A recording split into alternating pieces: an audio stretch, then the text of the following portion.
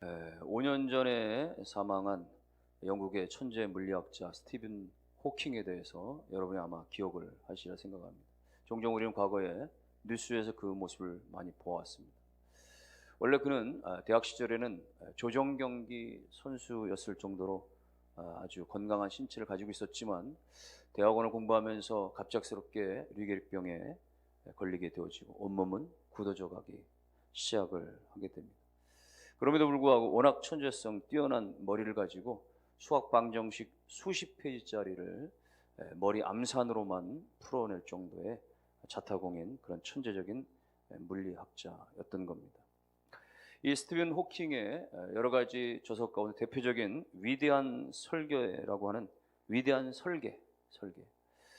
우주론에 크게 기여했던 그가 우주 기원과 관련된 부분을 이야기했던 그 책 안에서는 우주의 기원은 커다란 빅뱅 폭발로 말미암아서 이루어졌고 신의 개입은 없었던 걸로 보여진다, 이런 표현을 한 바가 있습니다. 우주가 시작된 것은 어떤 신의 역사에 의한 것이 아니라 중력의 법칙에 의해서 엄청난 폭발로 말미암아서 이루어진 것이다. 그의 주장은 쉽게 이야기하면 어느 날 우주가 우연하게 그렇게 만들어지기 시작한 것이고 우연하게 그렇게 사람이 존재하게 되어졌다, 그 이야기가 되어지는 것이죠. 여러분, 어쩌면 그렇게 빅뱅 이론을 이야기하고 또 진화론을 이야기하고 하는 이런 일반 과학자들과 또 진화론주의자들은 결국은 하나님에 대한 부정으로부터 시작이 되어지는 것이죠. 하나님은 없다, 신은 없다, 천국은 없다. 여러분, 신이 없다라고 주장하는 이 무신론에서 결국은 진화론이 나온 겁니다. 그리고 거기서 공산주의, 유물사관 이런 것들이 나온 것이고, 공산주의는 결국은 공산혁명을 이루기 위해서 지나간 세계 수억 명의 목숨을 앗아가버리고 만 것이죠. 지금도 오늘날에도 수많은 현대인들은 하나님은 없다, 천국은 없다 이렇게 주장하지만 머릿속에 수학 방정식 수십 페이지짜리를 척척 계산해낸 그 천재과학자가 하나님 없다, 신은 없다, 천국은 없다 그렇게 주장할지라도 여러분, 성경은 분명하게, 온 우주 만물은 분명하게 하나님의 창조요, 하나님은 지금도 살아계신 하나님이신 줄로 믿습니다. 오늘 우리가 이 하나님을 온전히 고백하고 믿으며 증거하며 사는 복된 삶이 되시기를 주의 이름으로 축원합니다. 어떻게 우리가 하나님의 존재 믿을 수 있어요? 우리가 살아가면서 하나님의 살아계심을 어떻게 알 수가 있는 거예요? 하나님 두 가지 차원에서 이미 우리 가운데 보여주셨다라고 하는 성경에서 말씀하고 있습니다. 하나는 우리 마음 속에, 우리 인간의 심령 속에 이미 하나님이 알만한 것들을 보여주셨다. 19절 말씀 보세요. 19절, 이는 하나님을 알만한 것이 그들 속에 보임이라. 하나님께서 이를 그들에게 보이셨다. 하나님을 알 수 있도록, 하나님을 알만한 그런 사실들을 사람들의 마음 속에 부어주셨다 이거예요. 여러분, 그것이 뭐겠습니까? 양심이라고 하는 거예요. 양심대로 삽시다. 양심은 있냐? 여러분이 양심이라고 하는 일반적인 단어들은, 일반적인 개념들은 뭔가 자기 행위에 대해서 옳고 그름의 어떤 기준, 선악을 판단하는 어떤 도덕적인 어떤 그런 의식들의 기준, 이런 거라고 말할 수 있죠. 자신의 말이든 행위든 그런 것에 대한 말이죠. 사실 양심이라고 하는 것은 모든 인류에게 동일한 것이죠. 모든 민족, 또 모든 어떤 성별을 넘어서고 또 계층을 넘어서고 말이죠, 언어를 넘어서서 모든 사람들 가운데 공통적인 어떤 생각이나 감정이나 이런 것들을 말하는 것인데, 여러분, 우리가 어떻습니까? 죄를 지으면 우리 안에 양심이 흔들립니다. 불안해져요. 두려움을 갖게 됩니다. 괴로움을 갖게 되죠. 양심의 움직임들이에요. 가만히 자기 가슴에 손을 얹고 양심의 소리에 귀를 기울이기 시작하면 내 마음 깊은 곳에서 누구든지 사람은 신은 존재한다라고, 하나님은 살아계시다라고 말하는 것을 듣게 되는 거죠. 그래서 하나님은 우리 가운데 양심을 두셔서 우리 안에 마치 블랙박스처럼 그야말로 사실을 우리 안에 숨겨두고 감춰져 있지만, 그러나 그것이 정령 그것이 분명한 것임을 우리 가운데 나타내 주시는 거죠. 여러분, 비행기가 비행하다가 사고 날 수 있습니다. 제일 먼저 찾는 건 뭐예요? 블랙박스예요. 바다 깊은 곳에 들어가서 블랙박스를 찾아냅니다. 사고 경위가 낱낱하게, 이게 뭐 조종사의 실수인지 아니면 기체 결함인지 말이죠, 분명한 그 상황의 기록을 담고 있기 때문에 하나님께서 마치 우리 인생 가운데 추락해서 방황해서 그렇게 살아가지만 우리 안에 변함이 없는 본능적인 우리의 심령 속에 양심을 두셔서 우리가 그 양심이 고발하도록, 양심이 드러내도록, 양심이 증거하도록 만들어 주셨다는 거예요. 우리 인간은 본능적으로 알게 되어집니다. 나는 어디서, 인간은 과연 어디서 온 것인가? 이 땅에서 우리는 무엇을 하며 살아가는 것인가? 인간은 마침내 마지막 어디로 돌아가는 것인가? 오늘 우리 가운데 양심으로 분명하게 가르쳐 주셨기에 알게 하는 것이고 깨닫게 하는 것이고 그리고 그렇게 나아가게 하는 것입니다. 베드로전서에서는 베드로 사도는 3장 21절에 하반절에 보면 맨 마지막에 보세요. 하나님을 향한 선한 양심의 간구라. 하나님을 향한 선한 양심의 간구라. 여러분, 우리의 심령 깊은 곳에서 하나님을 찾아가는 거예요. 하나님을 찾고 하나님을 구하는 거예요. 하나님이 그렇게 허락해 주신 거예요. 우리의 깊은 마음속에 있는 양심은 오늘 우리가 징그러운 단세포 동물에서부터 인간이 시작된 것이 아니라 위대하신 하나님의 솜씨, 하나님의 창조 가운데 오늘 우리 인간이 만들어졌노라고 그렇게 고백하고 가르쳐 주는 거예요. 시편의 기자는 시편 14편에 이렇게 말합니다. 14편 1절 말씀에 어리석은 자는 그의 마음에 이르기를 하나님이 없다 하는도다. 자신의 마음을 향해서 어리석은 자는 뭐라고요? 하나님이 없다 그렇게 말한다는 이야기예요.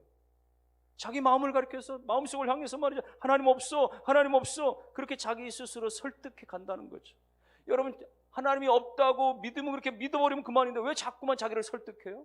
왜 자꾸만 하나님이 없다라고 말하는 것입니까? 사실은 그렇지 않기 때문에 내 안에서 내 본능은 여전히 신의 존재에 대해서 우리가 익히 알고 있기 때문에 내 마음속 깊은 곳에 신은 존재할지 몰라, 하나님이 계실지 몰라, 이런 것이 우리 안에 내재해 있다 보니까 자꾸만 아닌 걸로 말이죠. 우리가 그래서 그 양심의 외침을 들으면서도 불구하고 애써 억누르는 것이죠. 신은 없다, 신은 없어, 자기를 그렇게 부정적으로 설득해 나가는 것에 불과한 거예요. 그래서 어느 기독교 심리학자는 말이죠, 불신자들에 대해 그렇게 정의한 바가 있습니다. 불신자들은 신이 없다라고 믿는 사람들이 아니라, 무신론자들은 신이 없다라고 믿는 사람들이 아니라 자기 안에 있는 그런 신의 의식에 대해서, 각자의 그 마음속에 있는 그 신의 의식에 대해서 끊임없이 그걸 지워버리기 위해서 자기 속에 있는 그 신의 의식에 대해서 끊임없이 싸우면서 없다라고 고집하면서 버티는 것이 바로 무신론자들이다라고 말하는 거예요. 신이 없다고 판단하면 그대로 믿으면 되는데 믿지 못해요. 그래서 자꾸만 스스로 신은 없어, 없는 거야 라고 그렇게 인식하려고 하고 고집하려고 하고 버티는 것에 불과하다, 그런 이야기죠. 여러분, 지난 세기에 독일의 최대 철학자면서 또 시인이었었던, 신은 없다라고 그렇게 유명한 말을 남긴 말이죠, 니체. 여러분, 니체는 마지막에 말년에 10년 가까이를 그렇게 정신병에 걸려서 고통 가운데 번민하며 방황하는 그런 시간들을 갖게 되어졌는데, 여러분, 그 시절에 그가 겪었던 여러 가지 어떤 그런 막 휘갈겨 쓴 다양한 어떤 그런 그 낙서들과 그 메모 이런 등등에 보면 그런 글귀가 남겨져 있다는 거예요. 신은, 당신은 살아있습니다. 신이시여, 당신은 살아있습니다. 그리고 나는 지금 죽어가고 있습니다. 어쩌면 니체 안에 수없이 고민해봤던 것들은 그런 것일지 몰라요. 자기 안에 여전히 내재해 있는, 자신도 또한 그 목사의 자녀로 태어나서 그렇게 신의 의식으로 가지고 있었지만, 신의식을 가지고 있었지만 한평생 신이 없다라고 자기의 그 철학적 그 사명을 가지고 끊임없이 싸워버렸던, 좀 불행한 삶을 살았던 인생임을 이야기하고 있는 것인지 모르죠. 여러분 모두에게 하나님께서는, 인간 모두에게 하나님께서는 이 양심을 주셔서 그 양심으로 말미암아서 하나님을 찾도록, 하나님을 알도록 허락해 주신 것이, 우리 모두가 다 하나님의 존재를 인정하는 것을 넘어서서 하나님은 우리의 생명이십니다, 하나님 나의 구주가 되십니다, 신앙의 고백이 살아있기를 주님의 이름으로 축원합니다. 하나님이 이렇게 우리의 마음속 깊은 곳에 하나님을 알도록, 하나님을 찾도록 이미 저장해 두셨고, 또 하나 우리가 하나님을 부인할 수 없는 것은, 하나님을, 살아계신 하나님을 알 수 있도록 하나님이 허락해 주신 것은 무엇이냐? 자연 만물인 거예요. 20절은 이렇게 표현합니다. 20절 말씀, 창세로부터 그의 보이지 아니하는 것들 곧 그의 영원하신 능력 신성이 그가 만드신 만물에 분명히 보여 알려졌나니 그러므로 그들이 핑계하지 못할지니라. 하나님께서 창세 때부터 모든 만물 가운데 하나님의 솜씨, 하나님의 능력, 하나님의 신성, 그걸 말이 분명하게 나타내 보여주셨다, 그 얘기예요.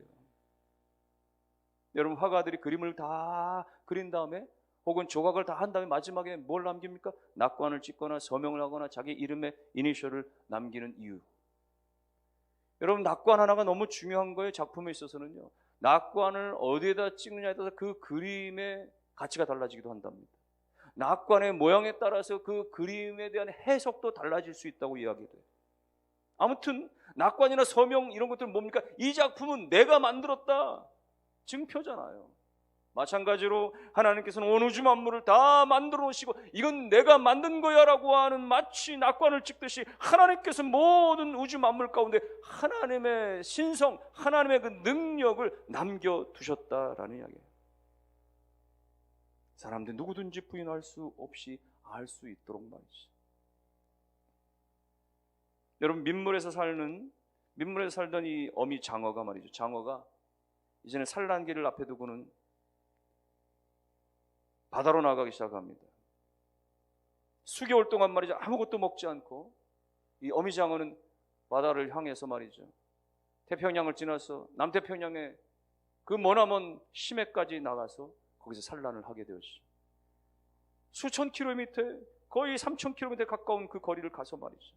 거기서 태어난 실뱀 장어들은요, 아주 작은 거예요. 뭐 겨우 말이죠, 한 마리에 0.15g이나 될까 말이죠. 그런 아주 작은 치어들이 이제 그 어미가 왔던 행적을, 궤적을 그대로 따라옵니다. 그 남태평양을 지나서 다시금 말이죠, 태평양을 지나와서 마침내는 출발했던, 이를테면 뭐 낙동강에서 출발했으면 말이죠, 한반도의 낙동강까지 기슭에 올라오게 되죠. 그렇게 200여일에 걸쳐서 다시금 그대로 돌아온 이 실뱀 장어는 약 한 5cm 정도까지 커지게 되어집니다. 그러면 낙동강 하구쯤 왔을 때는 그때는 물새들로부터, 천적들로부터 공격 대상이 됩니다. 수없이 다 잡혀 먹어요. 많은 것들이 잡혀 먹습니다. 그럼에도 불구하고 사력을 다해서 실뱀 장어는 그 하천을 향해서 그야말로 열심을 다해서 올라오죠. 그런 모습은 가히 충격적일 수 있습니다. 왜 그럴까요? 왜 이 어린 실뱀 장어는 끊임없이 죽음을 무릅쓰고도 불구하고 그렇게 영유에 올라오는 것입니까? 창조주 하나님께서 그 어린 것들 안에서 여전히 그 본향을 향하여 나아가도록 그 장어의 그 본능에 말이죠, 한 번도 와보지 않은 길이지만 그 어미 뱀장어가 그렇게 심해로 왔던 그 수천 킬로미터 걸친 그 해적의 길을 말이죠, 그대로 밟아서 다시 돌아올 수 있게 한 것, 그것은 장어의 본능 안에 귀환이 올 수 있는 하나님이 허락하신 것을 넣어주셨기 때문에 그런 것이죠. 어쩌면 이렇게 되돌아오는 이 회귀 본능의 이런 것들은 말이죠, 이 실뱀장어도 마찬가지고 그런 모습들은 무엇입니까? 오늘 인간들을 향해서 본향을 잃어버리고 살아가는 사람들, 그저 인생 가운데 타락하고 세상 바다 가운데 수없이 헤매며 사는 인생들 가운데 이제는 멈추고, 이제는 어서 속히, 이제는 하늘 소망을 가지고 하나님 나라를 향해서 천성을 향하여 돌아서라고 하는 자연을 통한 하나님의 메시지가 되기도 하는 것이죠. 곤충들은 어떻습니까? 모든 곤충들은 다 애벌레에서부터 시작이 되어지는데, 여러분, 물방개 같은 건 얼마나 이쁘고 아름답습니까마는 애벌레 시절에는 끔찍할이 많지 말이죠. 푸른 진해처럼 말이죠, 너무 징그러운 거예요. 너무 흉측한 거예요. 그게 흙더미 속에서 말이죠, 뒤집어쓰고 말이죠, 꿈틀꿈틀거리고 말이죠. 그래서 어느 순간 그 애벌레에서 아주 새까맣고 겉모습이 반질반질거리는 물방개가 튀어나와서 물속으로 뿅 하고 들어가져 버리게 됩니다. 조금 전까지 그렇게도 징그러웠던 그런 애벌레 모습은 온데간데 없어져 버리고 말이죠, 아름다운 말이죠, 한 마리의 물방개가 되어지는 것이죠. 여러분, 이와 같은 면피나 탈피, 이런 탈바꿈들의 모습들은 우리 가운데 무엇을 가르쳐 줍니까? 사람은 나이를 먹고 늙고 또 추해지고 병들고 마침내는 죽게 되지만 그렇다고 해서 인생의 끝이 아니라는 것을 가르쳐 주는 것이에요. 우리 인생이 끝난 날 우리의 이 모든 추한 몸을 다 벗어버리고 우리 모두는 부활의 그 새로운 몸을 덧입고서 영원한 하나님의 생명의 나라에서 영생을 얻게 되어진다고 이 하나님의 말씀이 이 창조 섭리를 통해서 아주 작은 미물을 통해서도 우리 가운데 가르쳐 주는 하나님의 솜씨인 것이죠.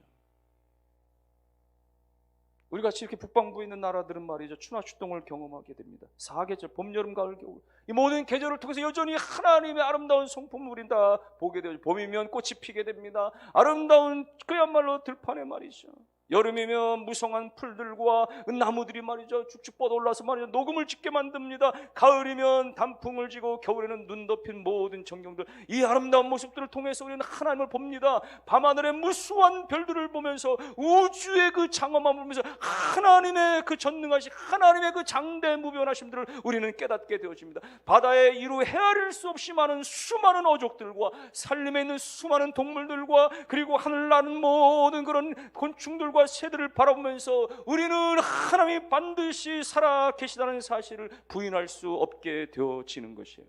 자연계에는 하나님의 솜씨가, 하나님의 능력이, 하나님의 신성이, 하나님의 신비가 그대로 담겨져 있습니다. 거기에 하나님의 질서가 있고 거기에 하나님의 조화가 있고 하나님의 창조의 설계에 따라 움직여지는 것을 바라보게 되었습니다. 지구는 이 태양계 안에 있는 지구는 태양과의 거리를 일정하게 두고서 약 1억 5천만 킬로미터의 거리를 일정하게 두고 있기 때문에 오늘 우리는 얼마나 안전한 것입니까?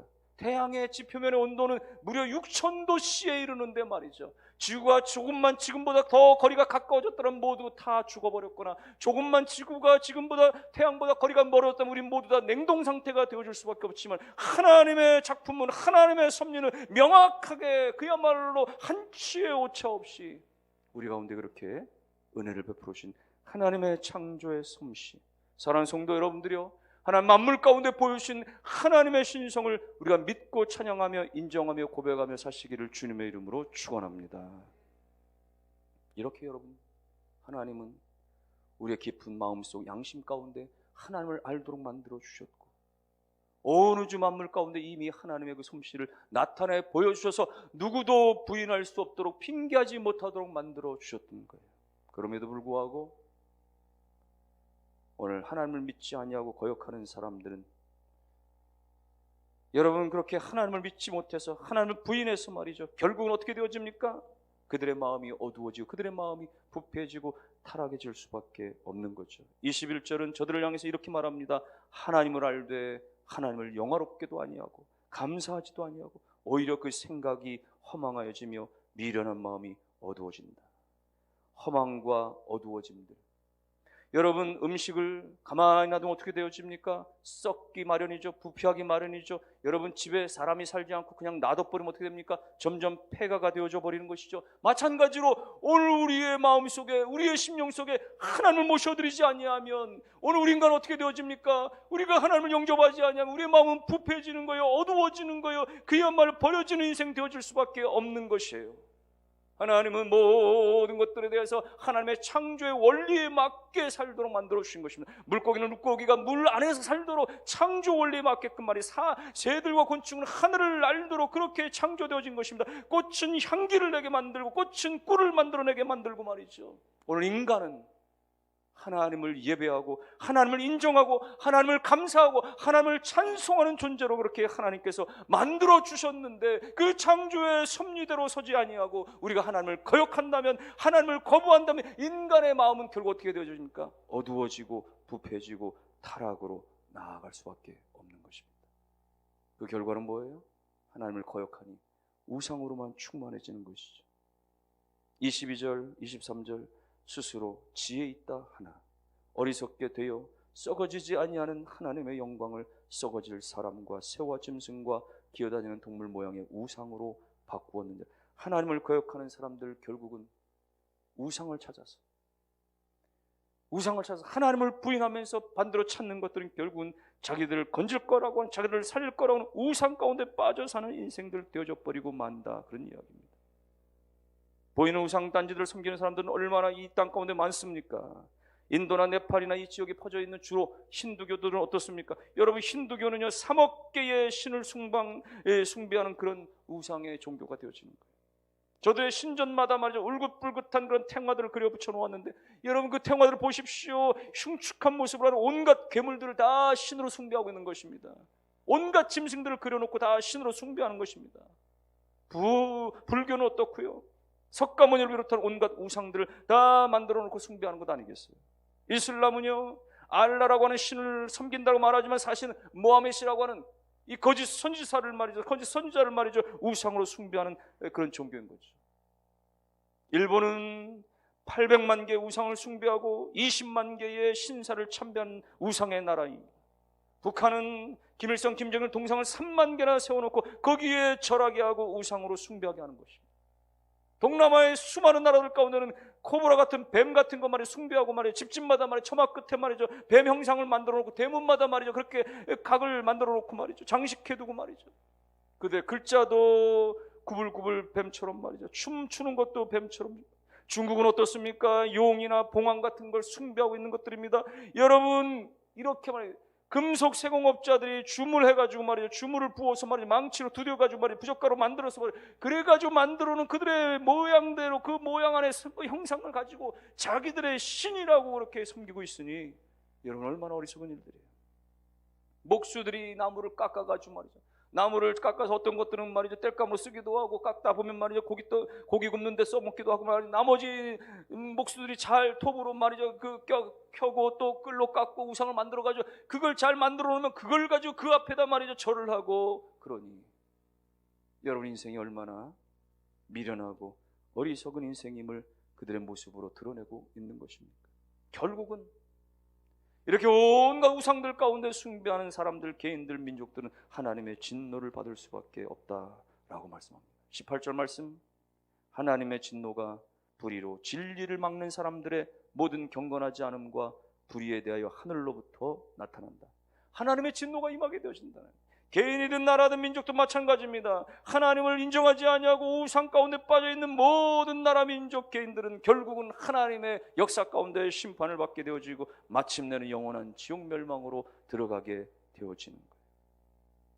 그러나 놀랍고도 감사하게 저와 여러분들은 하나님께서 우리를 불러내시고 선택하여 주시고 오늘도 여전히 우리 가운데 계시의 말씀을 주심으로 말미암아 하나님이 어떤 분이신지를 깨닫게 하여 주시고 알게 하시고 그 하나님을 섬길 수 있게 하시니, 여러분 날마다 그 하나님을 찬양하며 감사함이 있기를 주님의 이름으로 축원합니다.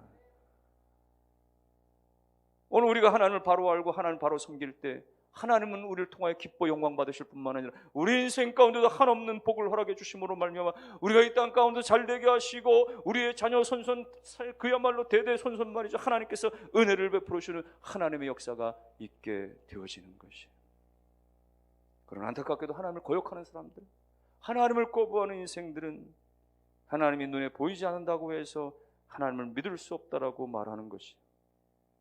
여러분, 그런 것은 보이지 않으니까 믿을 수 없다, 이것은 그들이 믿지 않으려고 결심하는, 오늘 성경에 보면 그것은 핑계에 불과하다라고 성경은 말하고 있는 거예요. 여러분, 하나님은 나타나지 않으신 분이 아니세요? 보여주지 않으시는 분이 아니세요? 하나님 끊임없이 우리 가운데 보여주셨던 분이시고 지금도 나타내 주시는 분이세요. 교회 안에 있는 우리들도 마찬가지 적용입니다. 하나님 안 보이니까, 하나님 안 나타나는 것 같으니까 믿을 수 없습니다, 확신을 갖기 어렵습니다, 이렇게 말하는 사람들이 있을 수 있어요. 그러나 그렇지 않아요. 하나님은 하나님을 찾는 자들에게 반드시 나타내 보여주시는 분이세요. 그러므로 오늘 우리가 하나님에 대한 확신이 없습니다, 구원의 확신이 없습니다라고 말하는 것은 어쩌면 하나님을 찾으려고 하는 생각이 없거나 아니면 하나님을 찾으면서도 전심으로 찾지 못하는 이유가 되어지는 거예요. 하나님 우리 가운데 나타나시는 분이십니다. 보여주시는 분이세요. 이미 성경에는 수없이 하나님 그렇게 나타나 보여주셨죠. 창세기 아담과 하와 시절에 하나님께서는 많은 경우에 여러 차례 그렇게 아담과 함께 동산을 거니시는 모습으로 나타나 주시기도 하셨고, 나중에 노아에게는 음성으로 나타나 주셨고, 모세에게는 폭풍 이후에 하나님의 뒷모습을 보여주셨고, 아브라함에게는 멜기세덱이라고 하는 인물을 통해서 나타나서 그렇게 보여주셨고, 욥에게는 말이죠 폭풍 속에 나타나 주셨고, 다윗에게는 천군을 보내주셔서 전쟁 가운데 승리하는 모습으로 나타나 주셨고, 다니엘 시대는 마치 말이죠 거대한 손가락으로 나타나서 벽에 글씨를 보여주는 형식으로도 주님이 나타나셨고, 수없이 많은 사건들을 통해 하나님의 존재를 현현해 주셨던 것이죠. 그러셨던 하나님은 마침내 오늘 인류를 구원하시기 위해서 말이죠, 죄와 사망의 권세에 붙들려 있는 우리를 하나님께서 영원히 해방시켜 주시기 위해서 그 아들 독생자 예수 그리스도를 이 땅에 보내주신, 하나님이 친히 사람이 되어주셔서 이 땅 가운데 나타내 보여주신 하나님의 놀라운 사랑이 우리 가운데 이미 나타나 있는 거예요. 예수 그리스도를 이 땅에 보내주셔서 우리로 하여금 하나님을 인정하도록 그렇게 만들어주셨던 그 하나님, 그 하나님은 오늘 이 로마서 1장을 통해서 말씀하시기를 모든 사람들 가운데 이미 그들 마음 깊은 곳에 심령 속에 하나님을 알만한 것들을, 하나님을 알 수 있도록 본능적으로 하나님 다 창조해 주셨다 말씀하시고, 모든 우주 만물 가운데, 자연의 모든 것들 가운데 하나님을 인정할 수 있도록, 하나님이 없다라고 핑계치 못하도록 이미 다 하나님께서 만들어 놓으셨다 말씀하십니다. 그 나타나신 하나님, 그리고 여전히 말씀하신 하나님, 그 하나님, 온 우주를 만드신 하나님이십니다. 나를 창조하신 하나님이십니다. 여러분, 날마다 그렇게 신앙의 고백이 있기를 주님의 이름으로 축원합니다. 더 나아가서 여러분의 가족이나 이웃이나 주변 사람들 가운데 하나님이 보이지 않는다고 해서 믿지 못하겠다라고 말하며 하나님을 거부하고 거역하는 사람들 가운데 하나님이 창조하셨습니다. 하나님이 유일하신 하나님이십니다. 하나님이 우리의 인생을 주도하십니다. 하나님이 당신을 사랑하시고 하나님이 당신에게 놀라운 계획과 섭리를 가지고 계십니다. 그 하나님을 믿고 영접하실 수 있기를 바랍니다. 여러분, 믿음으로 이렇게 선포하고 증거하시는 여러분의 삶이 다 되실 수 있기를 주님의 이름으로 축원합니다.